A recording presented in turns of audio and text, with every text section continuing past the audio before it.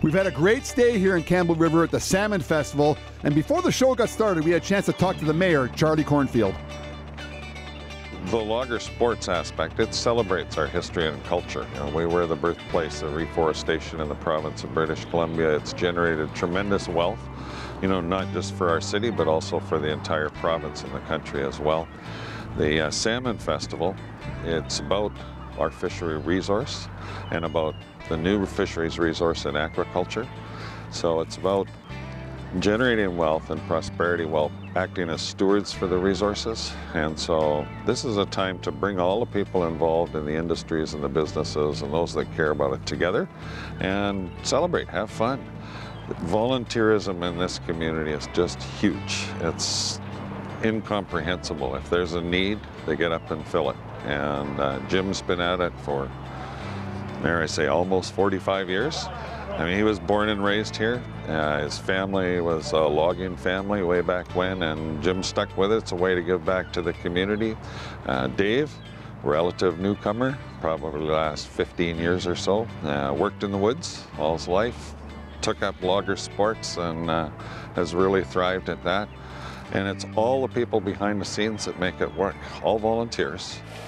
Hey, much thanks to Charlie for doing that interview for us and introducing to us some of the volunteers. We're all ready to get started with the women's axe throw. Sarah Mooney, I live in UCLUELET, BC, and I'm a paramedic with the BC Ambulance Service. This week in Campbell River, we're covering the women's axe throw and leading off things with Sarah Mooney and throwing a bullseye. What a way to start your axe throw event. A perfect bullseye. Of course, Sarah Mooney coming from a big axe throwing family. Her and her dad, great axe throwers. A second straight bullseye. I'm not sure. Ed Braun, the judge, is going to have a look at it. Could be bisecting two scoring areas. What do you do then? Usually what they'll do is get them to back the axe out, make sure the actual blade has gone through it, because, of course, you see the big... there it is. It gives her a 5 for a two-throw total of 10 right now. Is she going to get 3 straight bullseyes? I don't know.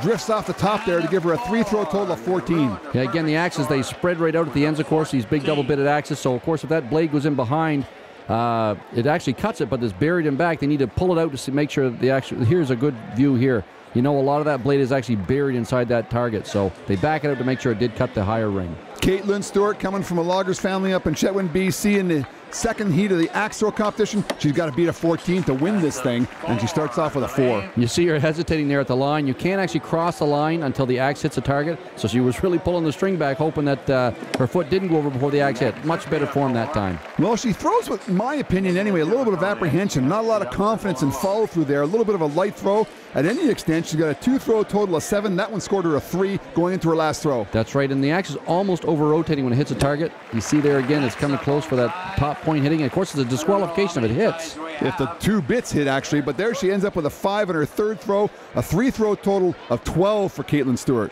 That's right, nice throwing. Actually, she seems quite relaxed to me. She seems fairly cool and calm, and of course, that's a big key in the axe throw.